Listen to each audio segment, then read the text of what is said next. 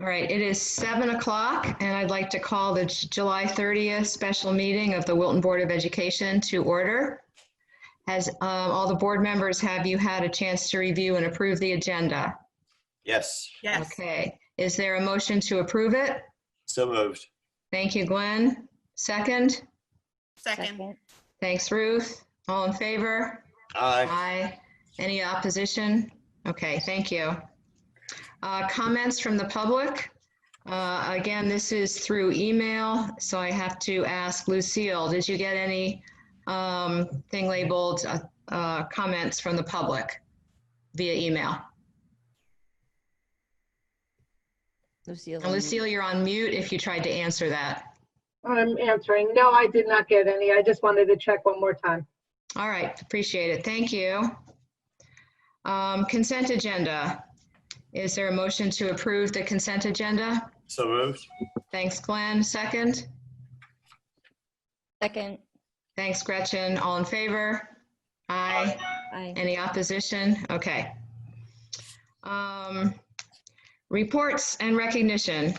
I just want to take, I think it's important and a happy occasion to congratulate Lauren Feltz on her appointment as Deep River Elementary School principal.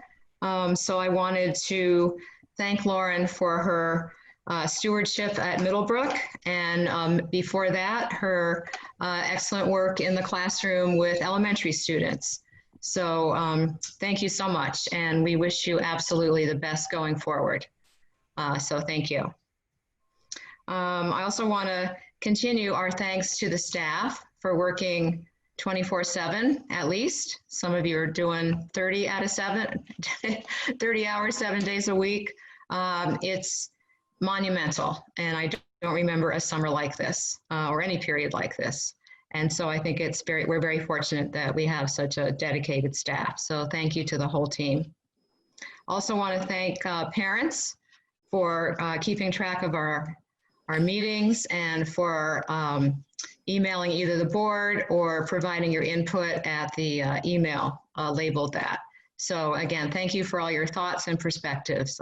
They help as the staff considers the best way to plan for reopening. I do want to say that tonight, for anyone listening, there will not be a final determination as to which model to use at which school. That's not for tonight, but we are going to concentrate on hearing what the plans are for learning at each of the schools under each of the scenarios, what the student day will look like, and what some of the thinking is around schedules.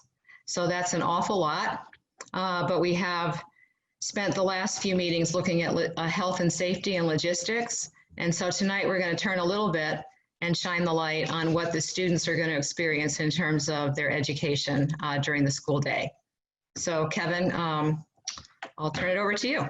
Great, thank you. And let me just before we begin echo your sentiments and just thank Lauren Feltz again for her incredible service to the Wilton Public Schools. She's a strong leader and a tremendous thought partner to all of us, and always willing to step in and roll up her sleeves. And so it's a loss for us and a tremendous gain for the community up at Deep River. And so Lauren, know that you will be sincerely missed, and we want to just thank you again. So Thank you. Decision. Thank you. It's been my honor. Thank you very much. Great, thanks, Lauren. And the board's also aware. We've named Brian Fagan as the interim principal for Middlebrook. He's taking the next 2 weeks and transitioning with Lauren. Brian comes to us with just an incredible wealth of experience as an administrator, both elementary school principal, middle school principal, and since his retirement, he has been serving in a number of roles around the region. Most recently, he was here with us and filling in for Maria while she was out on maternity leave. He has served as assistant superintendent in some other communities and just has a tremendous background. So we're in very good hands with Brian, working with that team over there and stewarding Middlebrook toward a successful opening. And then we'll come back to the board with a plan to conduct a search later on once the school year has resumed. So now transitioning to our update, it's a couple of things just to make the board aware of.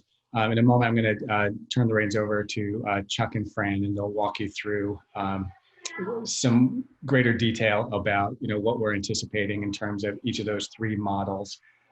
Today, we started meeting with each of the faculty, so I had the opportunity to speak with teachers from the high school, Middlebrook, and Cider Mill tomorrow morning. I'll be speaking with the folks at Miller Driscoll. I'll be working with the principals as well to schedule some parent meetings. What I'm proposing that we do with each of the principals is schedule, either school-wide or grade level specific opportunities to speak to parents. I think in that format, we can speak better to their grade level questions and concerns. And so we'll set those up and send that schedule out next week, and we'll get those conversations rolling as quickly as possible. Also, with respect to kind of making a final determination about what model we'll be able to use to open the school district, I sent to you all earlier the guidance that came in this afternoon from the State Department of Education. They have provided some transmission rate guidance, and it looks like the Department of Public Health will be providing weekly updates that we can look at, assess, and help make some determinations. My goal would be, to continue to refine our plans, present the final details for you, and have hopefully a final decision somewhere mid-August, and so we give people some additional time to plan. Yeah, Kevin, regarding that, may I ask a question, please? As I read it, if the prevalence or the occurrence is low, we don't have options. We have to be fully open. No, that's not how I read it, Glenn. If prevalence rate remains low, I think the language they used was schools could, kind of at least, partially bring students back. And so my interpretation was either, all students back or in a hybrid. If prevalence rates were low and we wanted to go to a full remote option for everybody, then it looks like we would have to get waivers from the State Department of Education. Okay, I'll go back and look at it again then. Okay, all right, I'll take another look. All right, thank you. We'll post it on our website with other information, so people can read it at their leisure. All right, thanks. Sure. Okay, and then just be quiet, and Chuck and Fran can now just share with you some of our further thinking on what a student day is going to look like. Okay, good evening, everybody. Karen, can you let me share the screen? Sure. Okay, so you're co-host now.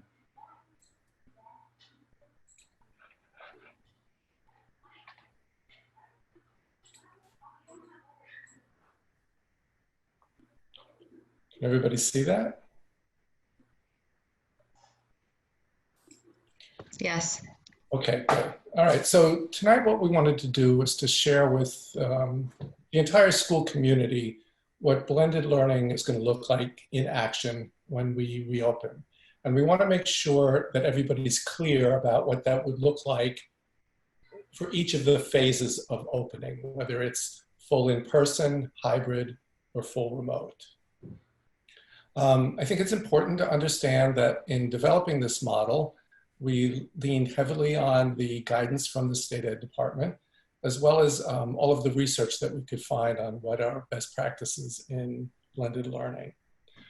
What we're going to do tonight is we're going to provide you an overview that would be applicable across the entire district.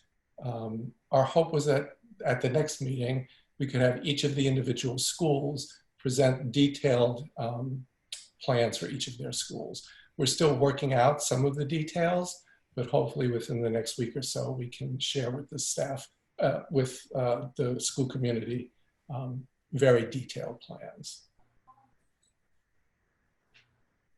So there's been a lot of work around creating a plan around the idea of the Wilton blended learning model.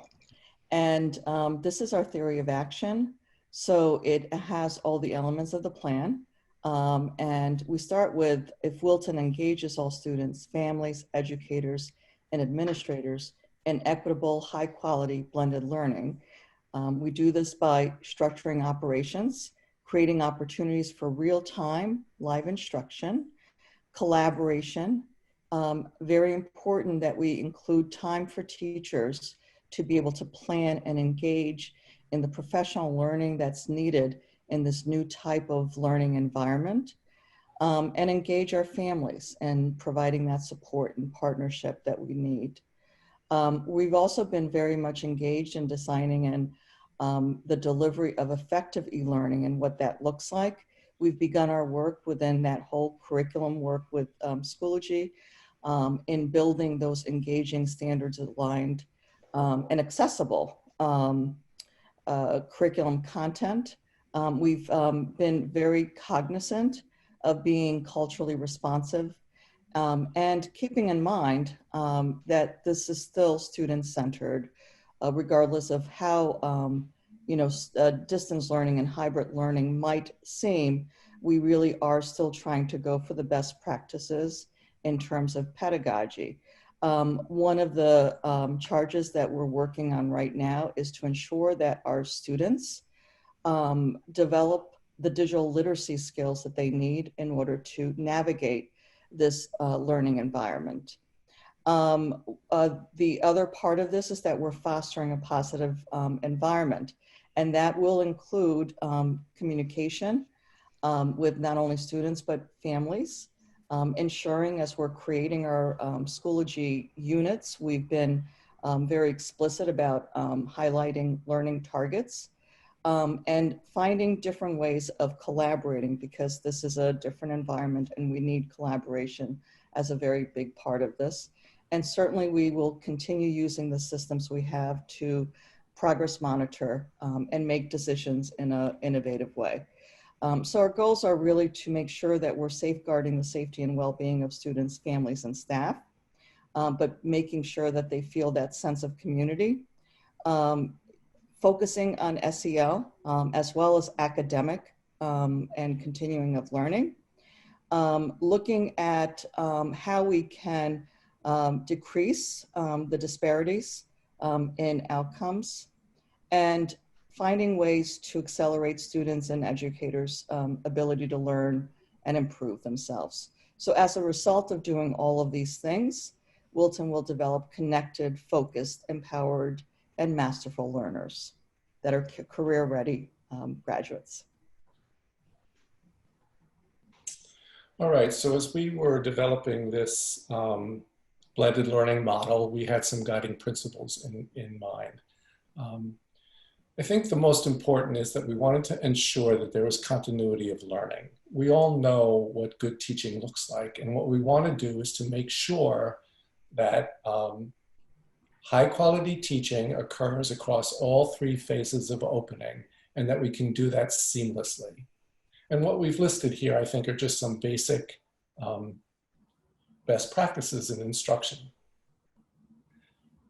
Along with that, we also want to make sure that we're developing a community of learners. You know, our teachers are very good about developing that community of learners in a live situation. We need to help and support them in making sure that that same community of learners is established and sustained and nurtured no matter what phase that we're in. And then finally, we want to make sure that we're not losing sight of all of the hard work that we've done around our district vision and mission. So we want to make sure that our students are still pursuing opportunities around global citizenship, that they're being involved in meaningful, real-world problem solving, and that they're connecting with people beyond the classroom, whether they be experts or peers across the globe. So in the past few weeks, we've talked a lot about the support that we've been building around creating almost like an infrastructure for the learning experiences in blended learning. Eric Hawkinson and his team have been looking at and upgrading Wi-Fi that would include the inside of and the outdoor spaces. We have in the past and will continue to provide Wi-Fi hotspots for the families that need them at home. In the past week, we've created what we're calling the Wilton Public Schools Teacher Station that includes AV capability in each of the classrooms, including a wireless microphone, improved sound fields, at least for our K-8 classrooms, document cameras. We've integrated Zoom within Schoology for that video conferencing, and the ability to be able to do things like breakout groups. And we continue talking about the fact that Schoology is going to anchor our work in connecting all of these different models, whether we're online, hybrid, or on-site. In terms of devices, we have the actual Chromebooks either came in or are here for grades 1, 3, and 6, new Chromebooks, and additional devices for our LLCs, especially at the high school. We've made plans and have guidelines for the collection, disinfecting, inventorying, and pre-checking out the devices to the students so that they're ready for the beginning of the school year. The content and productivity tools are really very important to further how we use Schoology and integrate other digital tools for lots of different types of interactive experiences. We've begun working on what the professional development plan looks like for the beginning of the school year that will include things like how to actually use that teacher workstation I referred to. What does blended learning actually look like? Testing it out and doing demos, and of course, using Schoology. And finally, we're partnering with our parents. We've met with our PTA presidents. I'm scheduling a group with some parents to take a look at Schoology in the next week and a half. And we've begun with some students actually helping us be power users and experimenters in Schoology beginning next week. So we are doing all that we can in terms of supporting and creating that infrastructure we need. Fran, can I ask a question? Sure. Just going back the slide prior, in terms of the devices and the connections and all of that, are we going to have all the materials in time? Yes, and you know, this is not a small feat. I really applaud all of the people, Eric and Kevin, and you know, the accounting people. It's been not easy as we had talked about the devices actually being out of supply. We were having the same problem with just about every other piece of technology, as every single district has been essentially going, you know, buying the same thing. So we were able to procure the numbers that we needed. So we're really very pleased about that. Great, thank you. Okay, so this is an important slide. This lays out the various phases of reopening. I think it's important to realize that the determination of which phase we will begin in or move to will be done in consultation with the Department of Health and will be based upon the extent of community spread of the virus. It's also going to be based in part on our ability to implement all of the mitigation measures to protect the health and safety of our students and staff. So Plan A, which is in green, is the in-person opening. Students will have the opportunity to attend school in person for a full day, every day.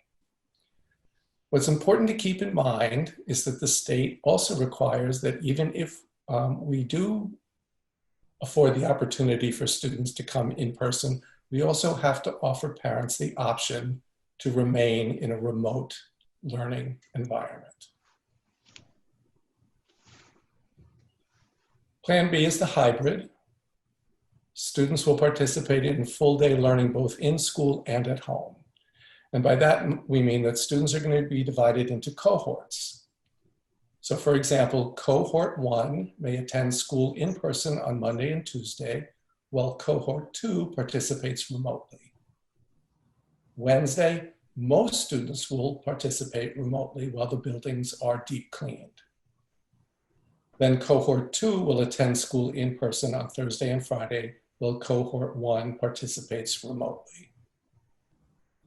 Again, as in Plan A, there may be some parents who opt to have their students participate just remotely. And then finally, Plan C, which is the full remote, where all students will participate in full remote learning. And we are suggesting that we would probably shorten the day for students, primarily to control the amount of screen time that they are experiencing. That does not mean that we would be in any way trying to achieve less in terms of the curriculum. It's really about screen time. Chuck, may I ask a question, please? You may. The hybrid plan. We had talked, and I had thought and had presented and proffered that one of the plans, the intent here is to try, I think, or the desire to get school students in the classroom as much as possible. A number of parents over the last few weeks have written letters and proposed, and we talked about it at our last meeting, a 5-day on, 5-day off plan. Cohort 1 comes Monday through Friday. Cohort 2 is offline or remote. The following week they switch. Next week it goes back. A simple plan like that gives the students what they need is the maximum amount of classroom time to be together, to be face-to-face with the teacher. Can you tell me how we came to this plan versus doing something like that? I believe, Glenn, that the general consent, I think there are a couple of factors that brought us to this. Okay. Number one, I think there's a feeling that for some of our students, an entire week remotely is too long to go without seeing a teacher. Okay. Secondly, in discussing the direction that most of our neighboring communities are going in, we're finding that this is the option that most of the school districts are centering on. And that would make it much easier for our staff who may live in neighboring communities to arrange for work and childcare. All right. Well, okay. I just thought, that what I have thought and have taken from all of the direction that has come up is that the objective is to try and get students in front of the teachers as much as possible. And I guess this gets them 4 days in 2 weeks versus 5 days in 2 weeks. So it's a day difference, I guess. Okay. If this is what we've come to, then I'll accept it. That's okay. I was just hoping that I guess the ultimate goal is to try and come up with a concrete plan that we can communicate as soon as possible to parents. This is what we're doing, and this is what you can expect. And that's really. Right. I have one more question because, like Glenn, I remember also hearing about that model and reading about that model. So I would be curious as to how much staff discussions were involved in coming to the sort of 2-1-2 model. That would be crucial to me is knowing where the staff is coming from. Kevin, do you want to speak to that? Because that was your committee.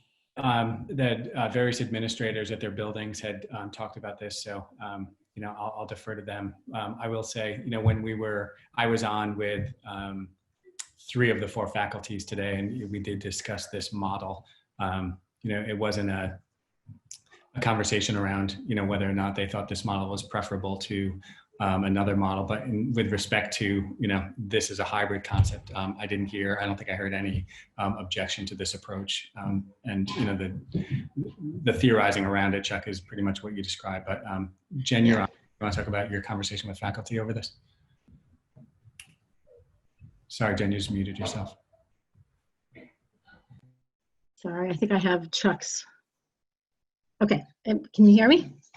Mm-hmm. Yes. All right. So, I think 5 days of not seeing an elementary student specifically is a long time to keep engagement going. I think that we did a phenomenal job trying to keep the learning going, but engagement was something that we really struggled with. And obviously, we would like, our students to be with the teachers as frequently as possible. We do think that having 2 days in a row gives some good sustained time with a teacher to really focus on building those relationships. There's really no perfect scenario for any of this. And so we really determined that that feels like the best of some of the different models that we've seen. Okay, thank you. Just wanted to flesh it out a little bit. Yeah. Jim, And did you that's have a just question? from my perspective. I do have a question. Sure. What are Go we ahead. doing about, there's a number of holidays that fall on Mondays or Tuesdays, or what are we trying to do to help with whoever goes on Monday and Tuesday? I think we would figure a lot of that out once we decided upon the model. At this point, we're just trying to simply figure out which model works. I know Mel Driscoll is looking at a different kind of a hybrid model, and I think that, we'll get into the actual implementation parts of it and looking at calendars and things like that once we have determined an actual plan.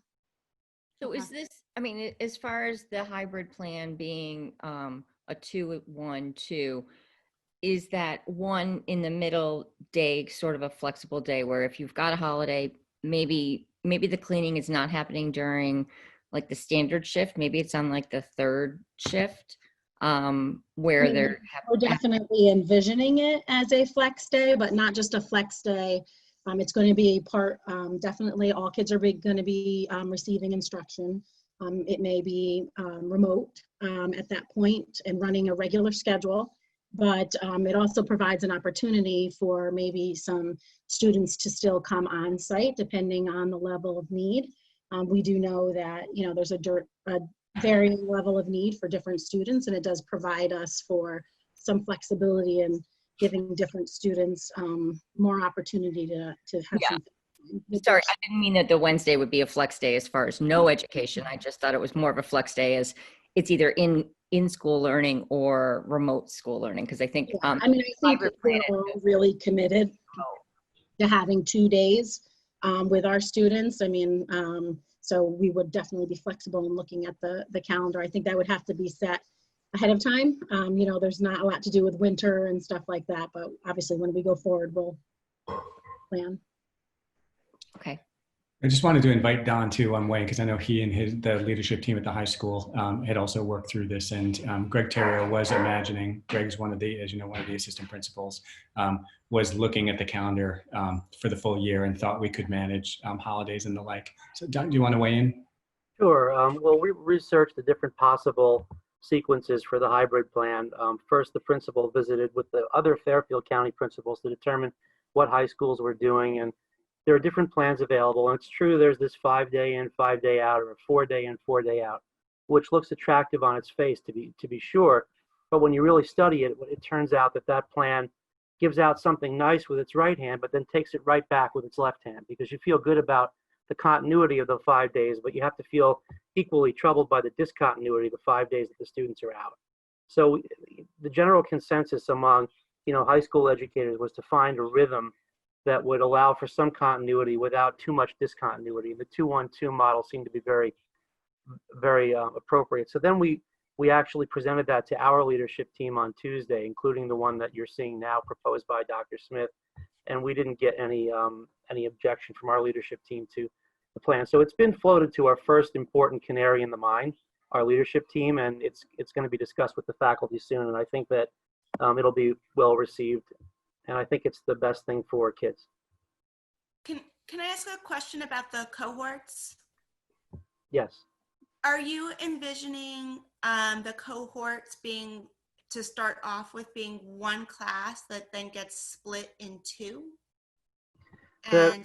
Or is it the cohort kind of like half the classes in that grade?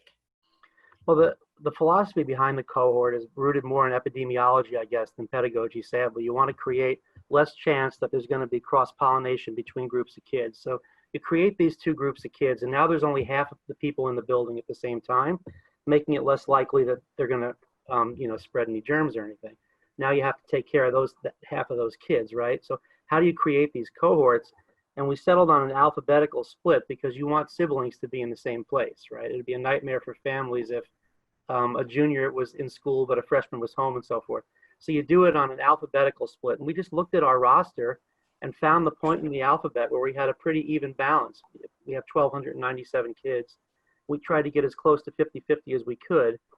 And now doing that doesn't ensure that any one given class in the high school is going to be perfectly half full, but it will be significantly less full to the point where we can socially distance and do things that are safe and good for kids while keeping the instruction vibrant. So the cohorts are constructed alphabetically across the whole school in order to make sure that we have the space to do what we need to do. And so it will be kind of one class unit, and then some of the people in that class will just never actually physically interact with each other. Right. So cohort 1 is every student whose last name begins with A through LE. And in that range, you're going to have people from all 4 classes in all different situations. And, you know, they'll be going about their class schedules, which are varied and personalized. But there'll only be 650 people in the building instead of 1,300. And is that strategy being used across the board at all of the buildings? We haven't come to a conclusion about that. One of our goals is to try to make the cohorting work for families as well. So the alphabetic approach does work. I do know that at Miller Driscoll, they really would like to do full classes in and out. But that might require that they go back and regroup their kids to do that, so that they create classes of students with last names A to L, and then classes of students M to Z. But we have not yet come to a conclusion about whether that's what we're going to do. So I think that would, communicating that perhaps sooner rather than later would also be helpful for families. So if they have multiple kids in different lower schools, to be able to start kind of figuring out their potential daycare needs and plans. Mm-hmm. Yeah, Ruth, and we do have, you know, to the extent it's accurate in Power School, we do have sibling lists. And so we are looking at that. And I think, you know, as Chuck just described, we need to, as we're particularly with Miller Driscoll, as they're looking at this very different cohort model, we need to get really granular and look at potential impact on families. And, you know, obviously that's going to be a key factor in, you know, how we decide to move forward. So I think, you know, these are exactly the kinds of things that, you know, we've got a model, we've got an approach, we've got some good detail. But now we need to really drill in and dig deeper to make sure that, you know, things line up the way we might be thinking. Okay. Yeah. Well, I'm going to go to Don's point that he made about the epidemiology part of it. If the goal of cohorting is, yes, to keep a group of kids together and to interact with others, other groups as little as possible, we also have the social distancing aspect. And I know at least at the high school, we were concerned that 3 feet, you know, might be questionable. So doing the alphabetical model, you know, would bring it hopefully to closer to 6 feet, you know, just doing mathematically if you take half the class. So I think one of the benefits at the lower grades would also be social distancing. So I know there's a lot to weigh, but, you know, I would just encourage people to look at the health reasons for the hybrid is typically fewer kids. And to me, that means more social distance. Yes. Yeah. Well, look, you know, the hybrid plan that you're putting forward, from my perspective, that's fine. Yeah, I mean, it's been thoroughly discussed and thought out and all the options examined. I just hope we can come quickly. I mean, it's August 1st almost, that we need to lock in as soon as possible our plan. What are we doing that we can communicate to the community and to the parents, and they can begin to make their plans. We're around the corner from school starting. And if this is what you settled on, rightfully so, with a lot of discussion, a lot of hard work, and a lot of dialogue, great. I buy in. I'm for it. Let's do it. And let's lock it up, finalize it, and be able to communicate it to the community as quickly as we possibly can so they can begin to get their family lives in order and make all the alternative plans that they're going to have to make to follow this hybrid plan, if that's what we come to. That's all. That's it. Okay. Chuck, are you able to share any thoughts behind Miller Driscoll's possible A through L or whatever, but whole class thoughts? I'm sorry, I didn't hear the beginning part of your question. Are you guys able to share why Miller Driscoll would be a little bit different in terms of their plan? Why are they thinking what they're thinking? Can I call on my good friend Kathy Kuhn to explain that to I you? wasn't sure if she was on or Yeah, not. Yep. Kathy's not here. I'm here, Chuck. Okay. But our thinking basically is that the children that would have to access instruction at home remotely, you know, and live stream, for example, into the classroom. If I'm a classroom teacher and I have 10 5-year-olds in front of me, and I'm also expecting 10 5-year-olds at home to live stream into a classroom, we're very concerned about what that will look like for those children at home. So we want the kids in front of their teacher. If we do this model, they'll be fully in front of their teacher for classroom instruction on their in-school days, and the teacher will be able to then adjust their instruction to meet the needs of the students over the computer or remotely on their at-home days. So we're very concerned about the developmental level of the students and how they would respond to accessing instruction through a live stream. Okay.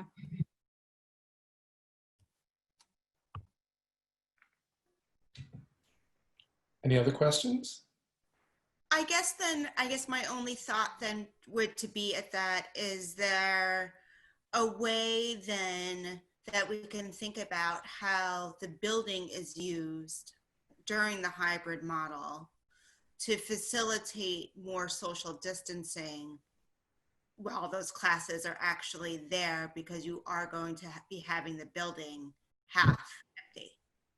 So is there, I know that there are solid walls, but is there ways that we can think about using the building to then find a way that more often than not, we can be in an environment in the hybrid model that facilitates 6 feet if you're going to have a full class, but in a half empty building?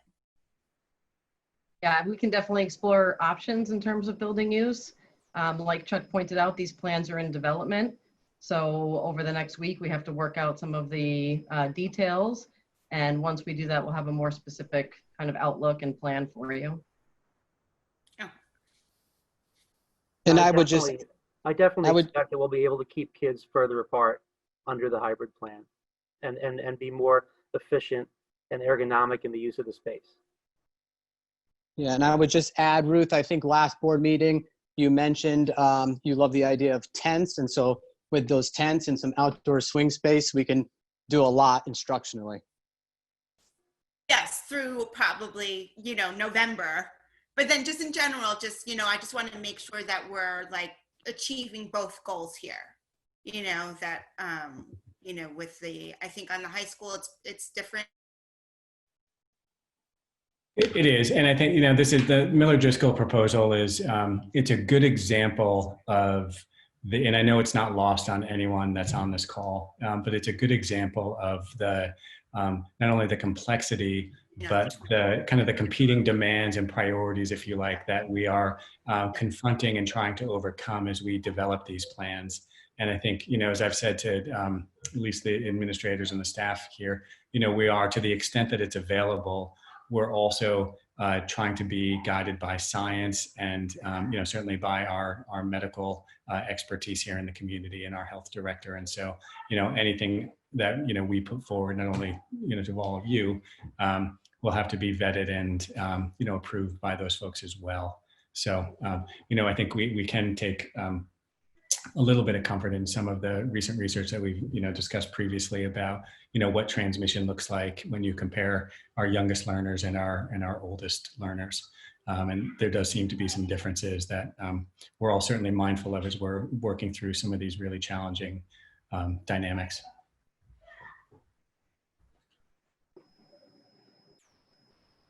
Great. Chuck, do you want to continue, please? Sure. So in terms of the in-person learning, again, just to repeat, most students attend school and follow typical school schedule for a full day of learning. Some students may participate fully remotely. Care will be given to ensure that instructional time will be balanced between on and off-screen activities. So even though our students are there full-time and they're using Schoology, we're going to be making sure that we are very careful about how much time they are actually on screen. And during this time, we will be following the guidelines for social distancing and safety.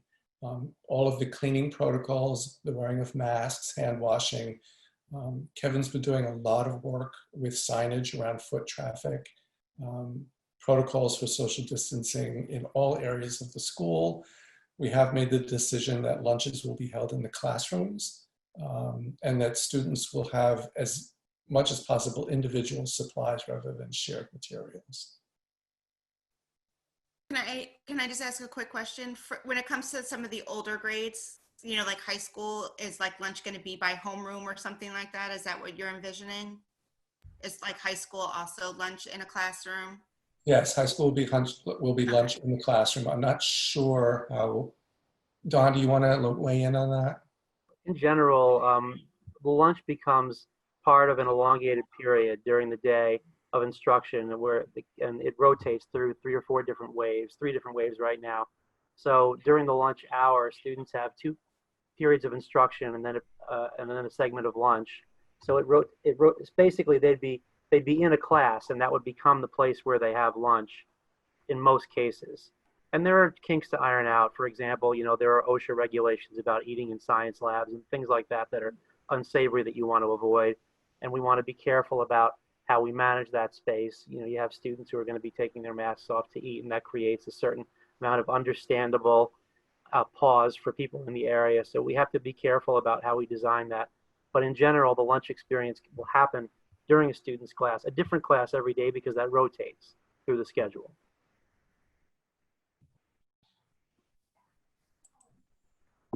Okay, and then for Middlebrook or Cider Mill, since there is a designated lunchtime, it will just be at the whatever class that they were in right before that. Is that how that's going to work, Chuck? At Middlebrook, the students will be mostly grouped in their team-based classrooms, so that will be where they would expect to have their lunch as well. Okay. And ours would be in the home base classroom. Likewise with Miller Driscoll. Okay, thanks.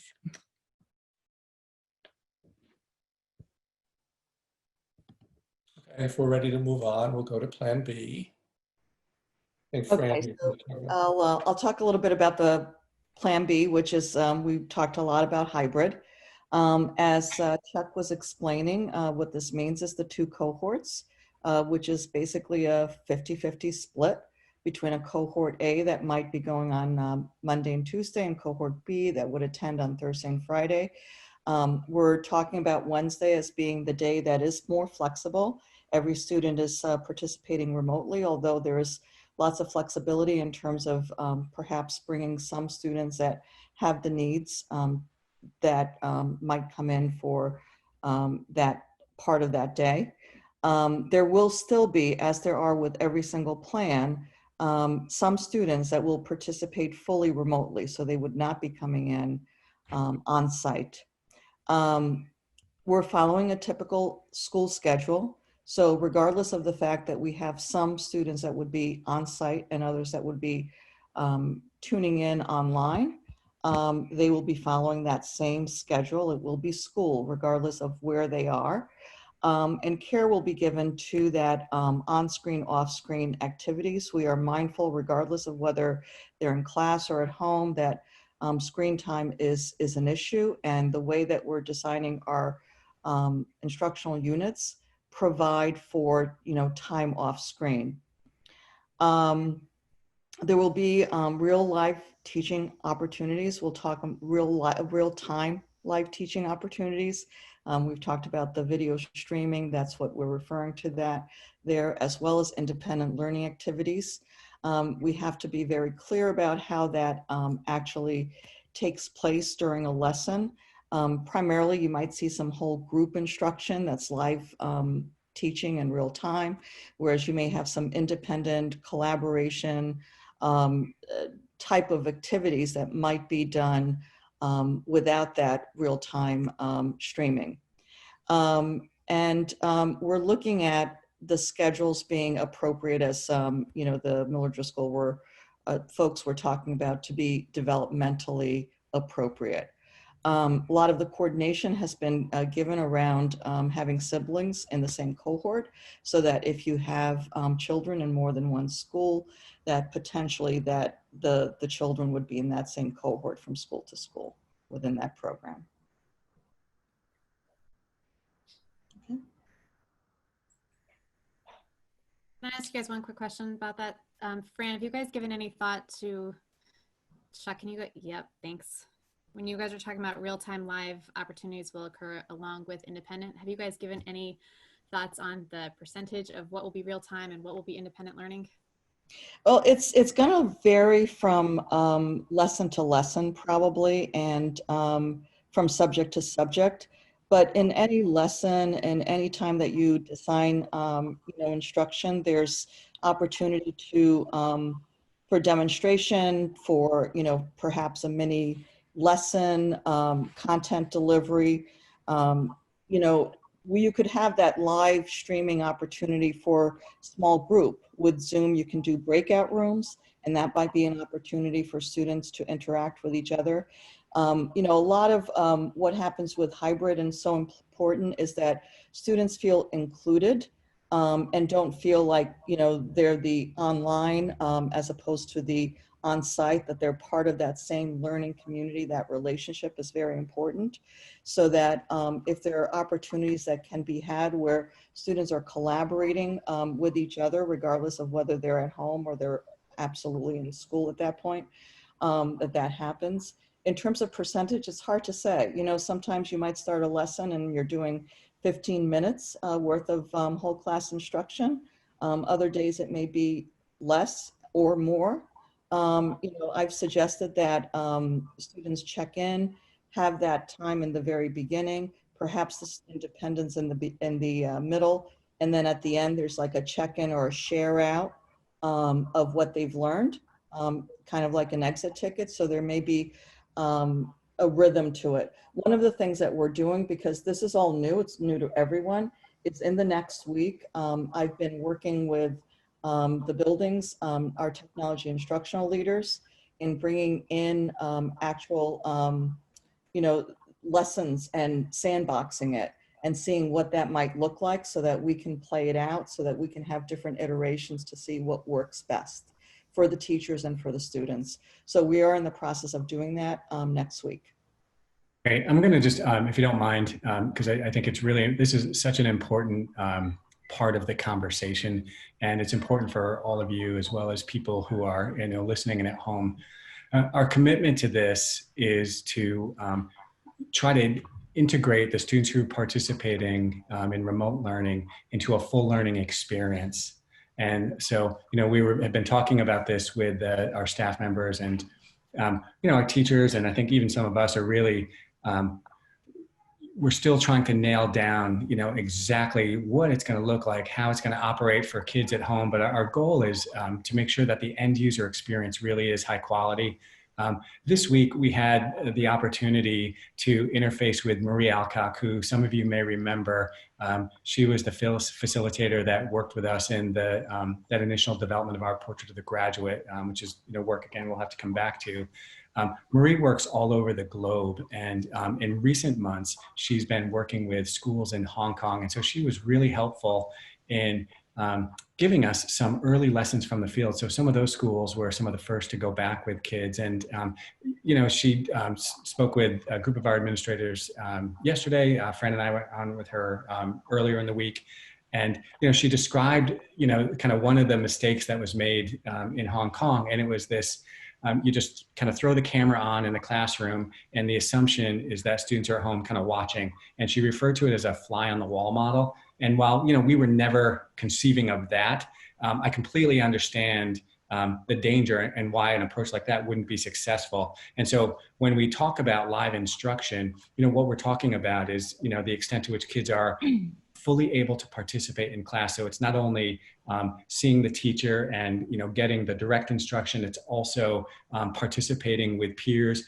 We think through Schoology and all of those tools that are embedded in Schoology, and trying to replicate some of those live classroom experiences that are so rich and meaningful for kids learning. I think that the final piece of that is too that Marie really kind of brought home and raised the point so well, was that it's critically important that as we are, considering classes and thinking about these students who are at home, that, we begin with the mindset that these students are full members of the class. And again, I would just, kind of take you back to your own experiences through Zoom. And I think, for us, it's a particular caution because things happen so fast in a classroom. We have to have structures in place that enable us to fully support those students. And so we're going to continue those conversations with Marie, because she's been identifying some of the traps that schools who've been open and running now for a while. She's also been able to highlight for us some real success stories. And so, as Fran was kind of just naming a minute ago, it's my very full intention here that as we come up with models, we have an opportunity to test them so we can really try to understand and gain some insight about what the user experience is. And so what I'm imagining as some of our staff members also begin to really think very deeply about this, they're going to come forward with different ideas and different models. And as long as we can keep that goal at the bottom, that we want kids to be as fully integrated into the learning as possible, I think we have to be open to some different ideas and suggestions about what that might look like. I think that's a good challenge for all of us, Kevin. When you called it a fly on the wall approach, quite frankly, that's where I am, or was anyway, because when you say you want a student to be fully engaged in the classroom, you immediately go to, following the teacher around, listening to every question, hearing every comment, definitely following along on the smartboard or the board. So I know there'll be a lot of that. But you're right. We probably, even though I can't quite wrap my head around it, I understand the perhaps lack of real engagement unless we also add another layer of creativity to it. So while I'm skeptical, I'm also wanting to hear more. But I like the start with the assumption or the goal that every kid has to be engaged. And if some things limit because you're at home on a computer, then how do you compensate or adapt or whatever? So I think that's a fair point. I think it's a complicated point, and I'm not sure that we have a good picture of what that looks like. But I'm glad you brought it up tonight. So, more left to be done. So anyway, I have to think about that, and I think we all have to hear more about it.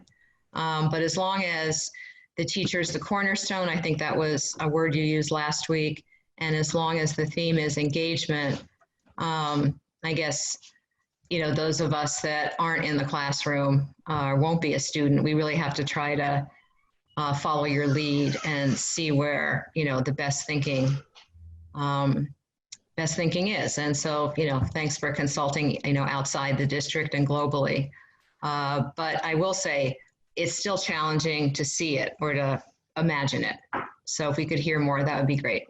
Yeah, I would say, for all of us, every conversation we've had, I guess I go back to that last point that Fran made is, it's for me, it's because again, there is no playbook here. And so we have kind of, as you've seen, our guiding principles and our goals and what we want to achieve. And we are universally, I think, committed to those. And so now, Fran and others are going to be working with some of our staff. We're going to be inviting in students. And, I think we're going to try to play with some of these ideas. And then we can develop some mental models and then, hopefully paint a richer picture. But I agree with you. I think, if you surveyed all of us, we're all in that same camp of just struggling, again, especially when you consider kind of start at the earliest grades and, work your way up through 12th grade, struggling to develop a clear picture of how it's all going to come together. It is without question, I think far and away one of the greatest challenges I think we've all had so far. And you're also struggling with some of the experiences last spring, which, you know, was done under a sort of a different landscape. And while some kids did wonderfully and, you know, teachers were able to engage, it wasn't that consistent.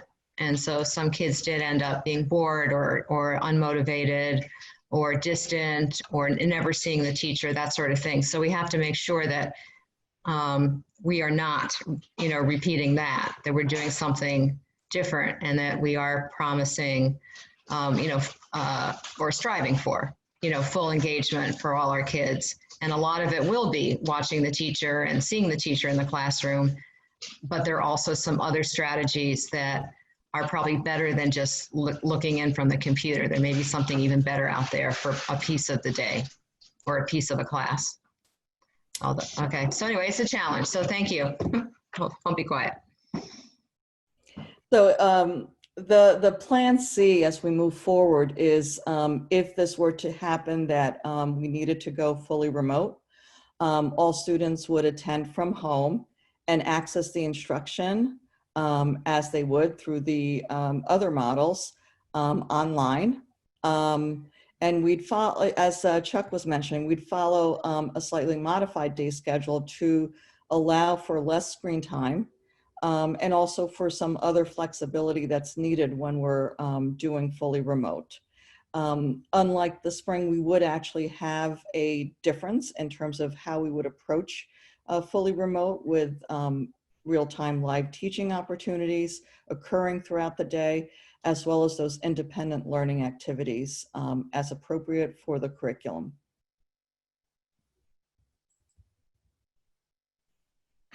Can I ask a quick question for basically, I think it was Cider Mill and Middlebrook that have the 6-day cycles. Is that going to be changed at all with the specials? Is it going to only for a hybrid and for remote, would it be only a 5-day cycle instead and you'd work in the specials as needed or as decided as what was being used? So at Middlebrook, we're taking a new approach to our stride scheduling, primarily because from a developmental standpoint, in a typical year, we want kids to cross-pollinate as much as possible between teams during stride. That's something we think is great for their social development. So our restructuring of the stride schedule has much more to do with trying to maintain cohorts as much as possible and making sure that even if we have to cross-pollinate, that at least we do it within the team. So that smaller cohort within the bigger team cohort.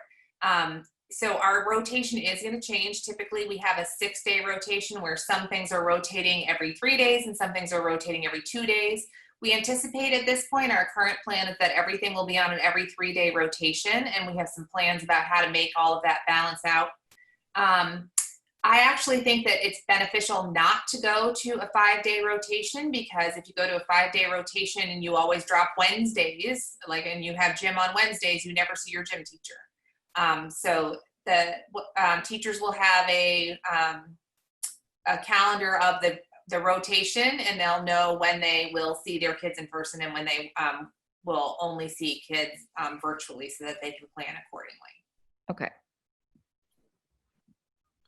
Okay, thanks. Jen, can I ask you a question about Cider Mill? If we go to a hybrid model or a full remote, I guess, and it's a shortened day, what happens with world language? Will it be considered one of the main subjects, or is that going to be considered not every day anymore, or whatever? So we're running basically a regular schedule with the hybrid and the full-in schedule. So like on Wednesday, it would probably be an early release, kind of like that shortened day schedule where all classes are seen, including world language, just because it's a typical schedule. For the question about the specials, it would still be the 4 specials that we usually run. In the past couple of years, we've run either a 4 or an 8-day rotation. The 4-day rotation would fit very nicely into the, an AA, Wednesday, BB pattern. We may also, though, consider doing just keep rotating through like the regular cycles, because it might off kilter, the different specials that folks, that the students engage in when they're on site and remote. So there's like 3 different ways that we're looking at it, but we're going to make sure that all of the kids have an opportunity for each special, both on site and remotely, if that answers. And Jen, to be clear about world language, World language will not be part of the special rotation for so, hybrid or for the full on-site learning. so kids are, okay, I just want to be clear because not everybody knows what the schedules at Sutter Mill are. And I guess just really simply, kids are getting direct instruction in world language in every model, correct? We haven't really had the conversation around what the model looks like for Plan C. I think that's more of a district conversation if we're running, so I don't want to speak to that. I would assume, but I can say yes for Plan A and yes for Plan B. Great. I'll say yes for Plan C. Okay, thanks. Okay, so to talk a little bit more about remote learning, first of all, I just want to clarify that regardless of which of the 3 plans we're talking about, Plan A, the in-person, there is an option for remote learning within that. Within Plan B, with the hybrid, obviously it's the half-half, so certainly it's the remote learning versus the on-person at the same time, and then there's fully remote. So each of them have that remote learning part of it. So in terms of, lots of what we talked about, Schoology has been really important in the implementation and will support the implementation of the curriculum in all of the 3 plans. Within that platform, we'll be able to support a variety of different types of engagement, whether we're on site or remote. Like I said, we've got Zoom that's integrated within it for that real-time live instruction. But within Schoology, there are lots of different features that really provide way of really leveraging the technology for discourse, for collaboration, for independent work, for practice, for accessing lots of different online tools like iExcel and others that students use on a regular basis. So whether students are on site or remote learning, they're going to be engaging in a combination of these types of instruction throughout the day. And then finally, as I spoke about before, we have an actual teacher station that's now been created specifically to address the needs of what teachers will need to do with the hybrid remote learning part of it and being able to safely physically distance even within the classroom. Because what really we need to keep in mind that even if we have students in front of us, we're not sharing materials necessarily, we're not passing out papers as we normally do. All of those types of things will help us by having things like a document camera where you can put a visual, a globe, a map, all kinds of things underneath and be able to present it and stream that content, and be able to have students submit assignments using Schoology or engage in discussion in that way. So all of those things really help us with the remote learning as well as on-site teaching. Can I ask a question? Have we given any thought to, so you have this kind of teacher docking type station in the classroom. If we're in a fully remote environment, are those tools or things that teachers could then have in their house as a docking station? Like I'm just, sometimes I even envision being a remote and allowing teachers to go into the classroom and just have the day from their classroom anyway. So I'm just trying to, in order to make it kind of seamless in that respect as well, if there's been thought or tools or resources along those lines. Yeah, that's a great question. Some of these tools are portable. The laptop, of course. The document camera is actually quite small and it wraps up and it's easy to bring. Obviously, the sound field system is not. And the docking station, and there's other pieces of it that are not, but there are a couple of pieces that would be portable and mobile. Well, I guess the question is, if we are full remote learning with the students not being in school, why can't the teachers be in their classrooms with all the capabilities they have? Yeah, I wouldn't. I think this is it's a question that I don't think we can answer tonight. You know, as kind of Ruth was asking the question, Yeah, I mean, it occurred to me. So I think we need to have a plan for both. So what if teachers have to be home because the spread in the community is such that, you know, we're advised to stay indoors as much as possible or stay in our homes as much as possible. And, you know, perhaps there's some other middle ground that would enable teachers to be in the classrooms even though students were home.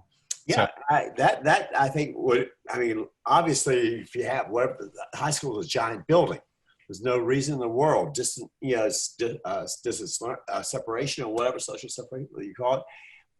They don't have to be next to each other, but they can certainly be in the classrooms with all the capabilities they have to teach from the classroom.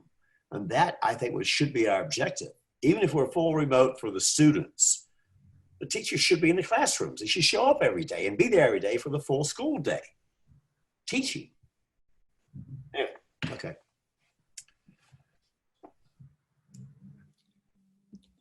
and were there other pieces? Yep, go ahead. Ready? Okay. So in terms of progress monitoring, our teachers are going to use the usual classroom and district assessments to monitor student progress and to collaborate and to coordinate supports and student enrichment. I think it's important to also note that we will be returning to the grading policies and practices that we had prior to the pandemic. We truly believe that by first using the Schoology platform, but also all of the other kind of operations and structures we're putting into place, we can hold kids accountable for their learning and grade them appropriately.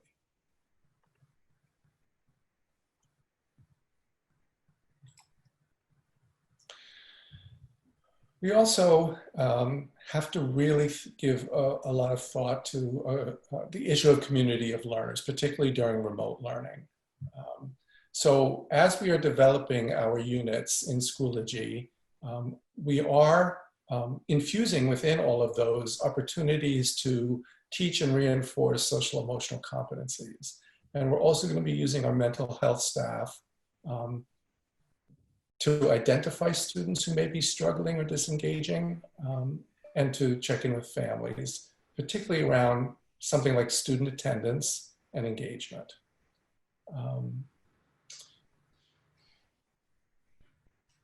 So any questions about this? I think it's important to note, and I'm not sure if it's on this slide or another slide, but attendance will be expected for all students, and we will be taking attendance on students. Chuck, you asked if there are any questions about the first bullet here. Mm-hmm. You know, there's students have access to counselors, and I just wonder what that will look like. What will that look like? We all know if you're on site, my guess is you will have access to a counselor. And hybrid, you'll be there half the time, so perhaps, you know, that's sufficient, you know, for that sort of real in-person interaction. In the, you know, the worst case scenario where everybody has to stay at home, and hopefully it does not get there, but I'm just wondering what kind of interaction has there been or would there be between the counseling staff and the kids? Well, I have to say, even in the spring, our counseling staff did an amazing job reaching out to all of the students on their caseloads. And right, I heard that. So that was one of the high points. So that they're ready to continue that? Absolutely, absolutely. And the important point here is during a remote situation, it's really an all hands on deck approach where we are going to have our mental health staff and our school counselors meeting on a regular basis, dialoguing with teachers and families, and trying to identify those students who are struggling, you know, whether it's academically or socially or emotionally, and to plan some interventions.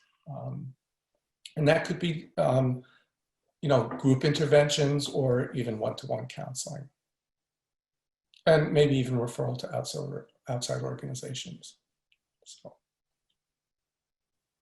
Chuck, regarding attendance, are we taking daily attendance or are we taking attendance in every class? Well, at the elementary schools, it will be daily.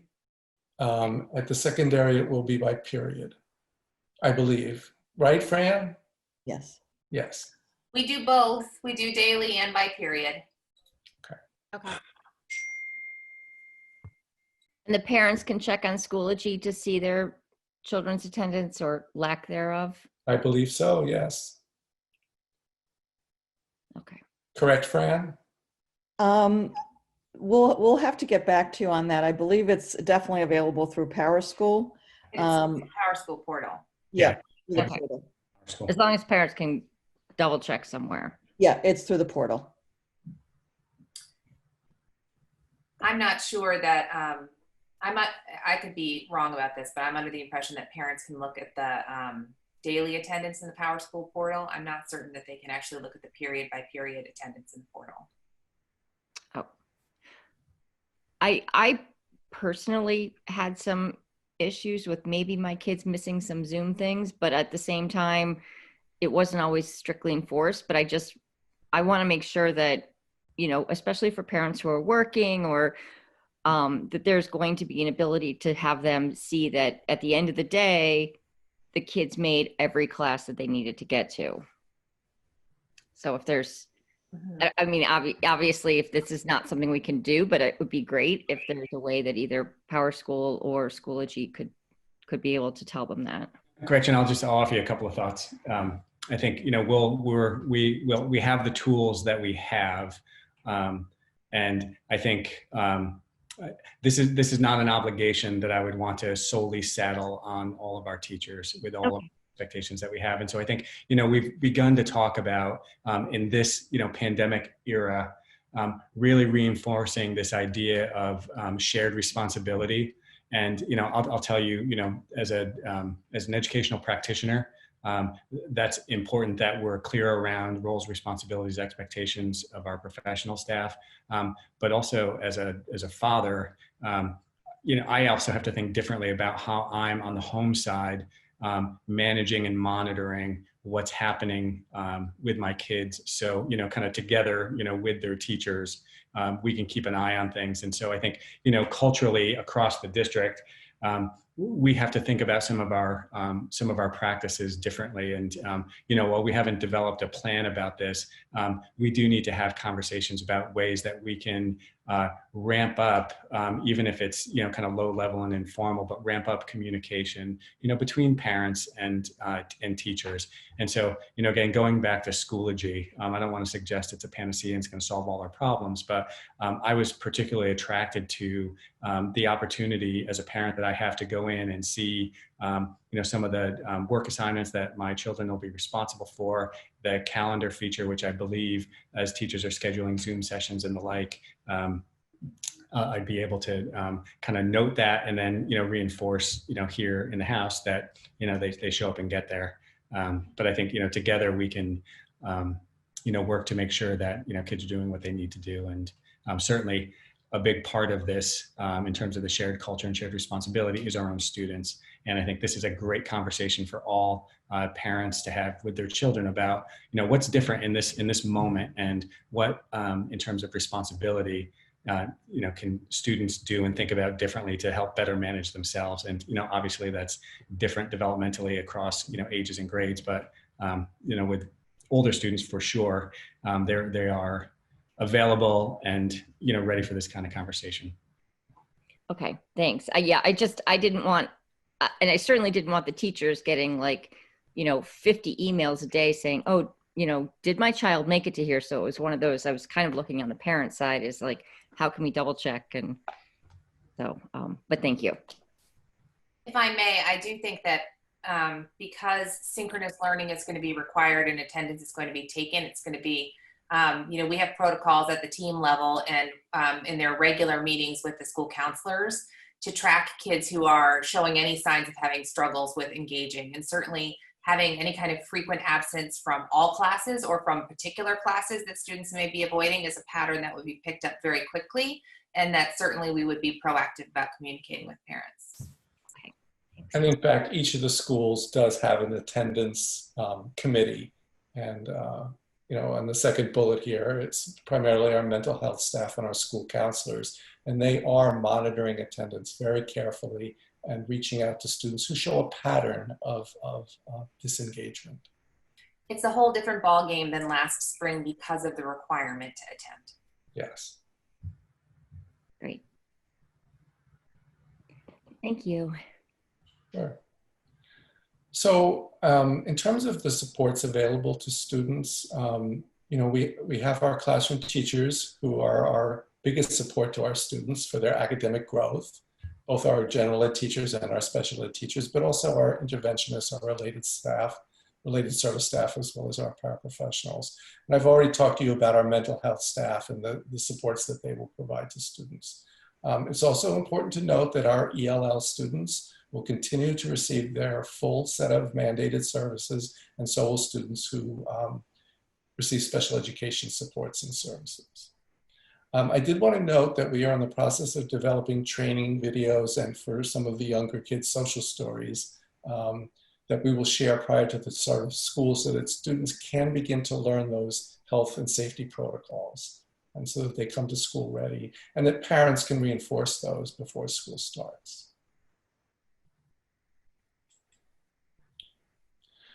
In terms of our instructional effectiveness teams, I think that's a term that you're all familiar with.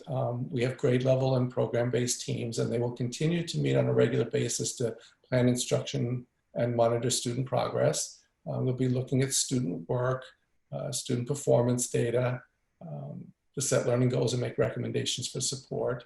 They will also spend a lot of time, particularly this year, planning for curriculum implementation using the Schoology platform. And as we've developed the professional learning calendar, we have tried very hard to prioritize this work throughout the school year and to regularly schedule time for staff to stop, figure out where students are, and make adjustments to the curriculum moving forward. We are going to be asking our teachers to, on a regular basis, be sharing the learning outcomes with families so that they are aware of what's coming up, either by week or by month. And we will certainly be continuing our professional learning during those instructional effectiveness days. Chuck, can I just ask a quick question? It Sure. just goes back to the one where you were talking about having videos or, social stories, etc.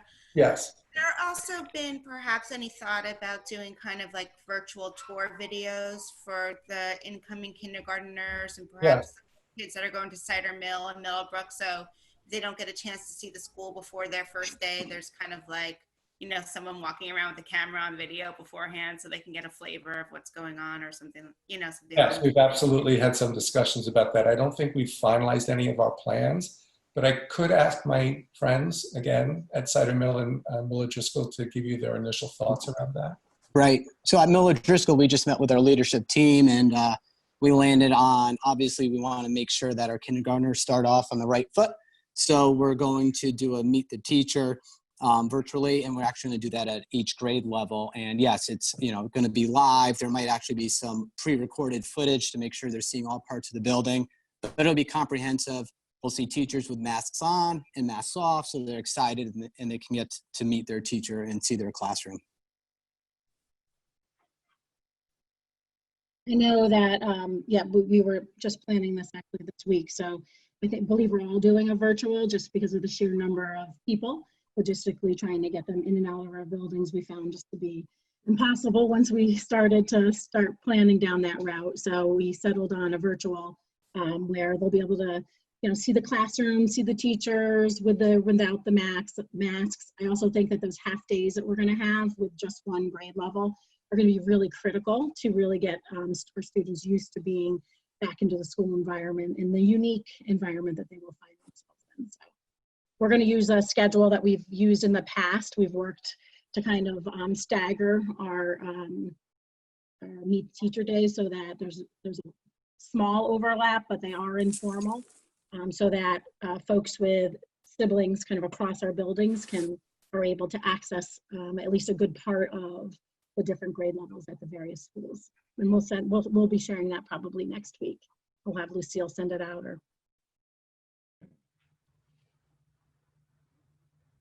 I don't know if the same question goes for the middle school. Yes. So we will be doing a pre-recorded virtual Meet the Teacher from each of the teams.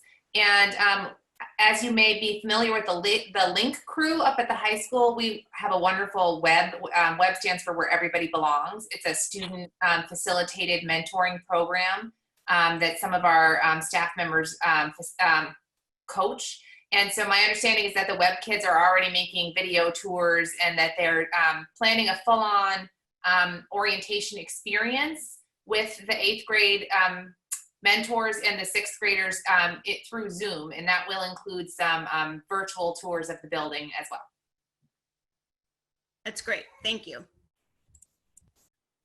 The high school has a freshman orientation that's going to be online and run by the Link crew and also the faculty that are involved in that. And that'll happen, I think it's a 2 or 3 hour online segment in late August.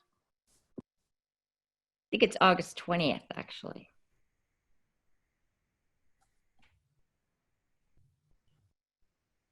All right, well, that's a nice segue into family engagement. Okay, so this basically is a great transition to this slide, which speaks to the importance of family engagement and communication. Our district and building leaders regularly send out parent communication. That, of course, will continue. There'll be regular updates to parents. Teachers will, if we are remote or hybrid, check in with parents on a regular basis.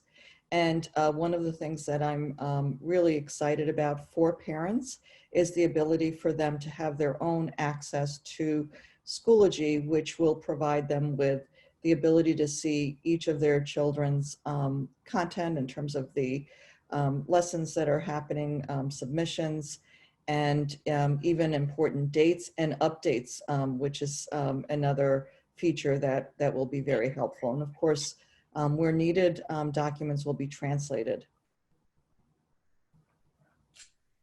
So that pretty much concludes our presentation. Are there any lingering questions or thoughts?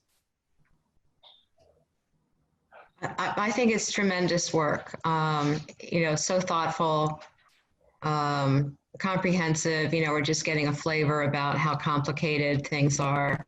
But I think, you know, the work to date is really impressive, and you know, we're getting a good picture. And of course, there are, you know, crucial details still, not details, but crucial elements still to be decided.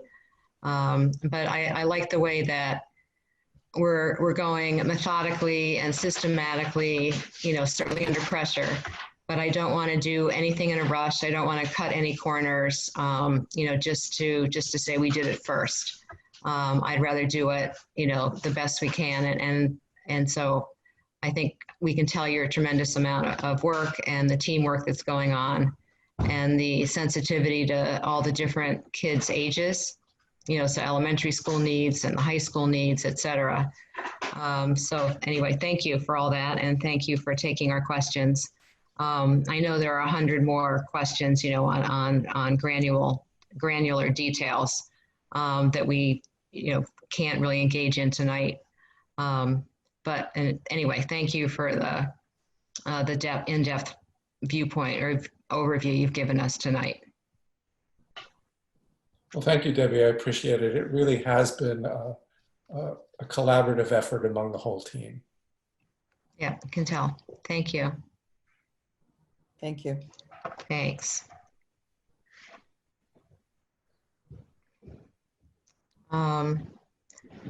Okay, so again, quite a monumental work in progress, but so much good progress. So thank you.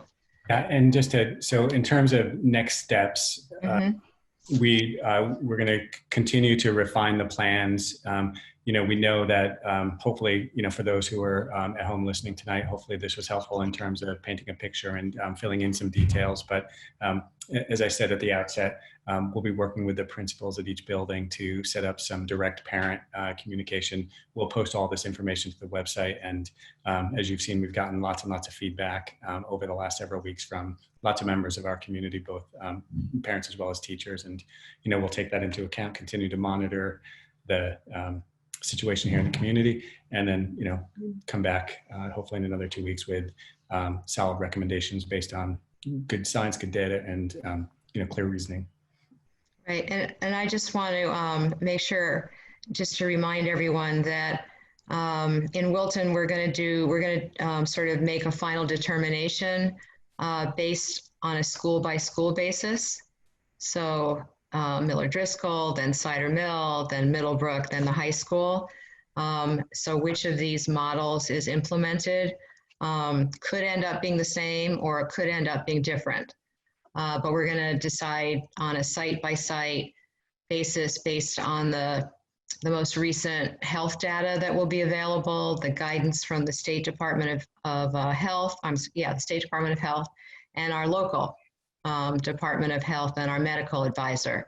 So we're going to follow, so I guess I've heard too many pundits on the news, but we're going to follow the science, or whatever the phrase is, and base it site by site. And so again, mid-August is, hopefully the final determination in terms of which and when and where. But in the meantime, you will get we're getting a better and better picture of, if it's this, it's going to look like this is going to happen. So thanks for that. Yeah, and then crucial step for us, at the very early part of next week, we're going to send a follow-up survey to all our families, and we're going to ask parents we'll provide this information in the slide deck that you just saw tonight, as well as an FAQ document, just again to help fill in some more questions. And we're going to ask parents to let us know, if they intend to participate in the kind of in-person program in whatever form or fashion we have it, whether it's hybrid or, everybody back, or if they're intending on participating in that full remote program. That's going to be really critical information, so we can go back and look at our class list and really then make some additional plans about how we're going to structure ourselves. So my intention is to put that survey out in the community early in the week next week. Parents were wonderful in the first round in responding almost immediately, so we got great data right away. So my expectation would be by the end of the week, we have really good information to turn back to our administrators in the buildings, and then they can carry forward their next round of plan making. Okay, all right. We'll move on then to the next item on the agenda, which is under possible action. But we are going to talk about the additional staffing needed to support these school reopening plans. And Kevin, and I know Anne's here, so obviously this will involve FTE, different kinds of personnel, the needs, why, and the dollar figures that go with that. Yeah, so I just shared my screen here, and so this is the document I sent to you a short while ago. So in working with all of the building level administrators and considering what we need to do in terms of implementing some of those various mitigation strategies, cohorting and the like, and trying to keep kids contained, as well as responding to changes in our student population, and then addressing cleaning and supervision needs.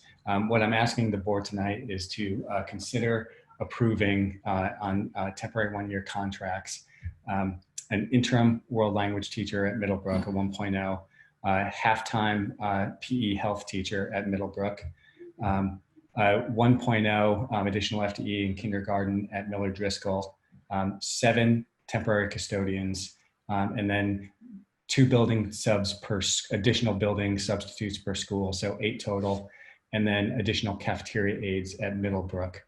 So the total there is $902,000. Additionally, we're asking the board to approve 2 additional special education paraprofessionals, 1 each for Cider Mill and Miller Driscoll. I think 2 important points here. One is Andrea's informed me that she can reallocate other lines in her budget to cover the cost. So this isn't a budget addition. And we had a number of students move into the district this summer, and 2 of those students have some complex needs. And so Andrea is recommending that we add paraprofessionals to support those 2 additional students. We have additional recommendations to add campus supervisors, as well as an additional paraprofessional at the high school. And so I want to make the board aware that these are recommendations that are out there, but I'm asking to defer action on these items temporarily. And, you know, as we're continuing to refine our plans and getting more granular about what the specific supervision needs are at the high school, the middle school. I think 3 of those were also allocated at Cider Mill. I will come back and, you know, it may be this recommendation or it may be a revised recommendation, but I'll have that for you the next time we meet. Can you tell me how the breakdown of the salaries for the world language teacher and the kindergarten teacher, as well as the PE teacher? Sure. So yeah, how do you get to $131,000, Kevin, for one teacher? I'm not that. When I first saw that late this afternoon, that it's like, wait a minute, what in the world are we doing? I asked Marianne the same question, and so what she's looking at here is a teacher coming in at Master's 14, and then a fully loaded family health package. So this represents the high, not the necessarily actual cost. Wow. So, wow. Okay. I was blown away by that. You know, the odds of, all right. Okay. Yeah. So that would be sort of an outside limit. Yeah. Is what you're saying, that's kind of a, yeah, in terms of salary and benefits on the expensive side, and the fullest possible insurance package? That's correct. So on the other end, you know, if you went, you know, a brand new teacher who is just taking single insurance, you know, then you're in the $70,000, $80,000, $90,000 range all in. Okay. All right. Okay. Kevin, can you talk a little bit about the aides at Middlebrook for the cafeteria if we're eating lunch in our classrooms? Well, so this is, and I'll invite Lauren as well. So we call them cafeteria aides, and that's a bit of a misnomer because they're not actually working in the cafeteria. These are folks who would be providing additional supervision of lunches while kids are in their classrooms. And so one of the conundrums we're trying to overcome is not only creating space so students can eat their lunch, but also enabling time so teachers can have their, you know, contractual duty-free lunch. But Lauren, do you want to speak a little bit more about that recommendation? Sure. The efficiency of having, you know, 300 kids in a cafeteria, you don't actually need that many adults supervising, but if you have 300 kids spread across 15 spaces, or even in a hybrid model, if you have 150 kids spread across 15 spaces, you want to, especially if you're trying to reinforce all of the social distancing during an informal, less formal part of the day for the kids, it's a real supervisory puzzle, how to get strong coverage where we need it. On top of that, we would have kids needing to access the bathroom during that time and managing maximum capacity in the bathrooms. So we have multiple bathrooms in play because the grade levels are eating in different sections of the building, in 3 different sections of the building simultaneously. And also we continue to have a commitment to being able to get kids some outside time that typically when all of the kids are in the cafeteria simultaneously, about halfway through lunchtime, more than half of the coverage typically goes outside. And as kids feel like they're finished, they can clean up and self-select at what point they go outside. And all of that becomes much more complicated because you can't have children really transitioning unsupervised through the hallways. And on top of that, you know, they'd be going to separate recess spaces because they wouldn't be cross-pollinating beyond at least their team level cohort. So supervisory duties during that part of the day are extremely complex. Okay, thanks. Would you need all this staff, whether we're full open or whether we're hybrid? would the needs be the same? If the idea is that the reason you have a hybrid is to have half as many humans in a room, then you don't want to take them and put them in fewer rooms, because then you've No, I'm sorry, Lauren, I didn't mean it just for Middlebrook. I meant in general. Sorry. You know, looking at the world language at Middlebrook, do you need that, you know, whether it's full open or whether it's hybrid open, you know what I mean? Sure. So let's talk about the world language for a minute. Historically, Middlebrook had 9 world language teachers, 1 per team. And because we could not find a dual certified candidate, we contracted to having only 8 world language teachers for last year. That was not a planned change. It had to do with finding a dual certified candidate that was strong enough to meet our standards. So the way that we were staffing world language, at that point, it stayed in the budget because it was an efficiency.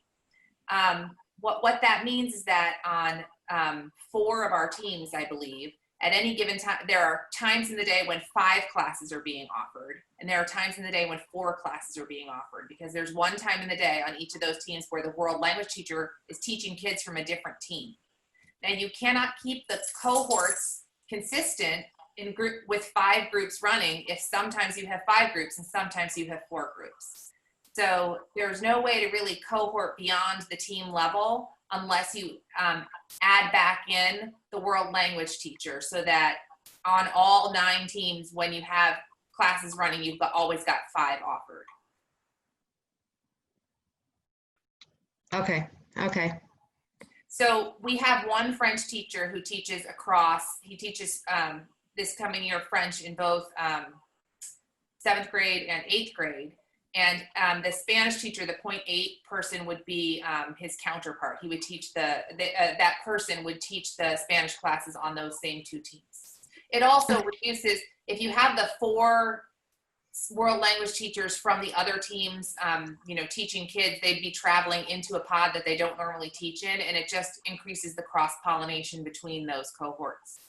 Right, okay. For the kindergarten at Miller Driscoll, is that enrollment based, or is that social distancing, we don't want to exceed a certain class size based? Yeah, it's social distancing. We are watching enrollment carefully, and we're seeing a slight uptick, although, we're not seeing numbers yet that match the home sales. And so, what we're proposing here too, as we're thinking about these flexible models and going back to some of Janine's commentary about, what we think is best for young kids, in addition to trying to maintain smaller classes to social distance, we're also looking for an opportunity, if we need it, to create some flexibility in how we deploy teachers to provide the additional instruction. Yeah, Kevin, how much of this would be recoverable with the support that hopefully will be coming either from the state or the federal government if this is COVID driven? Yeah, I'll defer to Ann on that, but my expectation is we would apply for reimbursement on all of these because COVID-driven hires. Ann, do you want to weigh in? Yeah, Glenn, on the FEMA side, both on the state, they look at it as what has been budgeted and what have you added. So they're looking at what you've added as items that they will look at to reimburse. FEMA will reimburse 75% of the unbudgeted items that we would submit for. And then based on what they give us back, 75% of all of it or portions of it, then we turn around, we're meant to hit the education fund first, that's up there, but that's approximately $70,000, so it's not a lot. Then we go to the main state each quarter, and this happens every quarter. We track it every quarter, we send it to FEMA, they give us a letter, we turn around the letter to the state, and then we see what the state is going to reimburse at that point. But we will make every attempt that we can to recover this funding. Of course. I'm sure. Yeah, we're submitting everything that we can. Marianne has been going back through items right now to make sure that everything has been accounted for. She's been diligently tracking everything as it comes across her desk to make sure we're doing everything on both sides, town and Board of Ed. Great. Okay, good. Okay. Is there any assurance that all of these, because obviously they're additions to the budget, they are COVID related, does that make them automatically qualify for reimbursement, or are there more criteria out there? Until we get the first, letter back, their guidance to us right now is anything that's unbudgeted. So these are positions that we would say were not in our budget day one. We've had to add to that, to our budget on it. And then what they come back with. So I should know within 3 weeks what they've done with the first 2 quarters of what we submitted. Now, obviously, these aren't in there yet, but what we've submitted to date.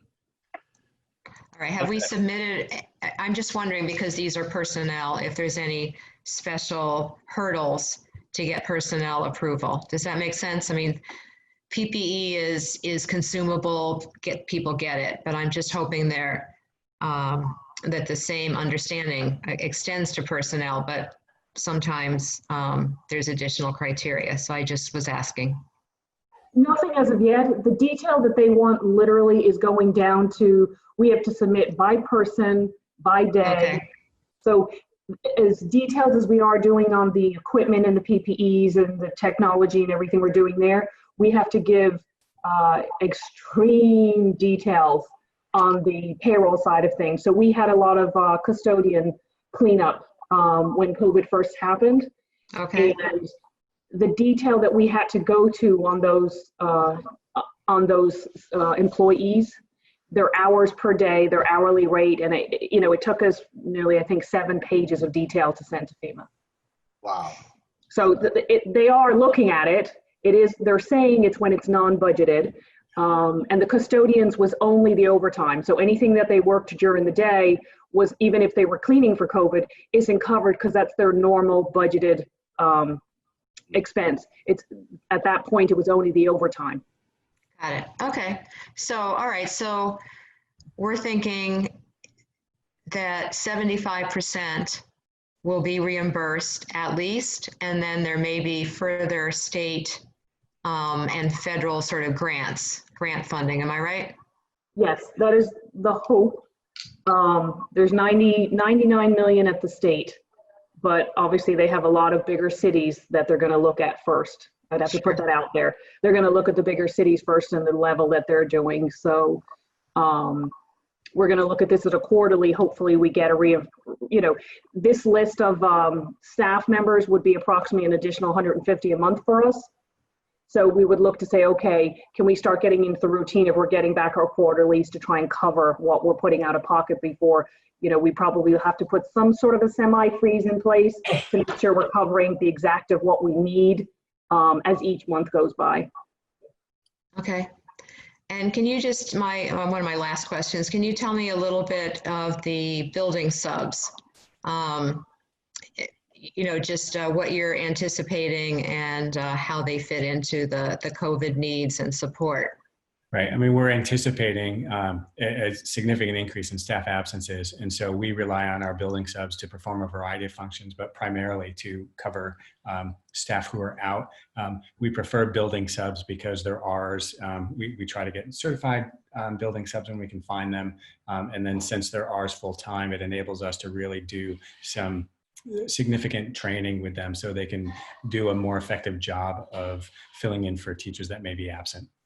Okay, great. And just out of curiosity, Kevin, and this might not be the right time to talk about it, but it just triggered in my head.